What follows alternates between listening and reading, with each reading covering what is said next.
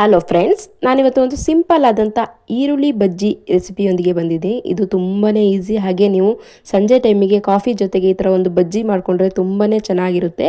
ಈ ಬಜ್ಜಿನ ಹೇಗೆ ಮಾಡ್ಕೊಳ್ಳೋದು ಈಸಿಯಾಗಿ ಅಂತ ನಾನಿವತ್ತು ನಿಮ್ಮ ಜೊತೆಗೆ ಶೇರ್ ಮಾಡ್ಕೊಳ್ತಾ ಇದ್ದೀನಿ.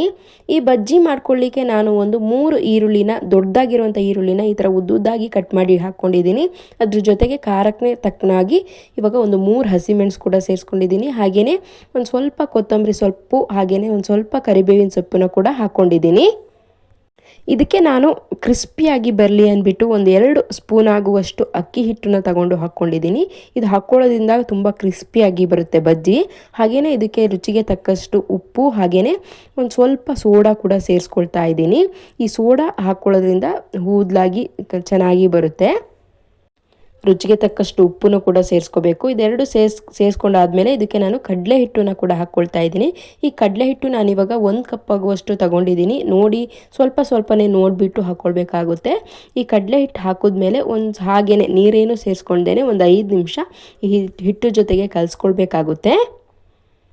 ಈ ಥರ ಕಲಿಸ್ಕೊಳ್ಳೋದ್ರಿಂದ ಆ ಆನಿಯನ್ ಫ್ಲೇವರು ಹಿಟ್ಟಿಗೆಲ್ಲ ಚೆನ್ನಾಗಿ ಹಿಡ್ಕೊಂಡು ಬಿಡುತ್ತೆ. ಅದಾದ ನಂತರ ಸ್ವಲ್ಪನೇ ನೀರು ಸೇರಿಸ್ಕೊಂಡು ಹಿಟ್ಟನ್ನು ಕೂಡ ನೋಡಿಬಿಟ್ಟು ಕಡಲೆ ಹಿಟ್ಟು ಬೇಕಿದ್ರೆ ಸ್ವಲ್ಪ ಹಾಕ್ಕೊಂಡು ಕಲಿಸ್ಕೋಬೇಕಾಗುತ್ತೆ. ಯಾವ ಹದಕ್ಕೆ ಬೇಕು ಅಂತ ನಾನು ಕೊನೆಯಲ್ಲಿ ತೋರಿಸ್ತೀನಿ. ನೋಡಿ, ಈ ಥರ ಕಲಿಸ್ಕೊಳ್ತಾ ಹೋಗಿ ಸ್ವಲ್ಪ ನೀರು, ಹಿಟ್ಟು ಎಲ್ಲ ಹಾಕ್ಕೊಳ್ತಾ. ತುಂಬ ನೀರಾಗಿ ಕೂಡ ಕಲಿಸ್ಕೋಬಾರ್ದು, ಹಾಗೆ ತುಂಬ ಗಟ್ಟಿಯಾಗಿ ಕೂಡ ಕಲಿಸ್ಕೋಬಾರ್ದು. ತುಂಬ ಹಿಟ್ಟು ಜಾಸ್ತಿ ಹಾಕ್ಕೊಂಡ್ರೆ ಅದು ಕೂಡ ಚೆನ್ನಾಗಿ ಬರಲ್ಲ. ನಾನಿವಾಗ ಕಲಿಸ್ಬಿಟ್ಟು ತೋರಿಸ್ತಾ ಇದ್ದೀನಿ. ನೋಡಿ ಎಷ್ಟು ಚೆನ್ನಾಗಿ ಬಂದಿದೆ.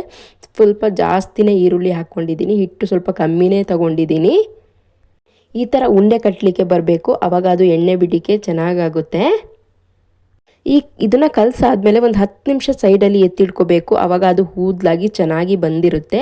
ನಂತರದಲ್ಲಿ ಇವಾಗ ಒಂದು ಸ್ಟವ್ ಮೇಲೆ ಒಂದು ಪಾತ್ರೆನ ಇಟ್ಕೊಂಡ್ಬಿಟ್ಟು ಎಣ್ಣೆನ ಕಾಯಲಿಕ್ಕೆ ಇಟ್ಕೊಂಡಿದ್ದೀನಿ.